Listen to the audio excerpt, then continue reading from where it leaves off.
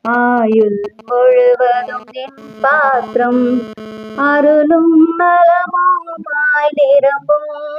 நேயன் வீட்டின் சிறப்போடே நெடுநாள் குடியாய் நிலைத்திருப்பேன். தேவபிதா எந்தன் மேய்ப்பனல்லோ, சிறுமை தாழ்ச்சி அடைகிறேனே. கர்த்தருடைய பரிசுத்த நாமத்திற்கு மகிமை உண்டாவதாக. இன்றைய நாளில் ஆண்டவராகிய கர்த்தர் நமக்கு கொடுக்கிறதான வசனம் யாத்திராகமம் 23ஆம் அதிகாரம் 26ஆம் வசனம். உன் ஆயுசு நாட்களை பூரணப்படுத்துவேன். ஆமென். பிரியமானவர்களே, பலவீனமா இருக்கீங்களா? என்னை ஏன் அடிக்கடி இந்த பலவீனம் தாக்குதுன்னு நினைத்து கொண்டிருக்கீங்களா?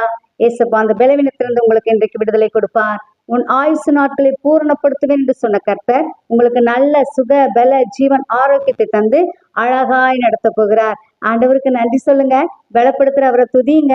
ஆண்டவராகிய கர்த்தர் நம்மை ஆசீர்வதித்து வழி நடத்துவாராக. ஆமென்.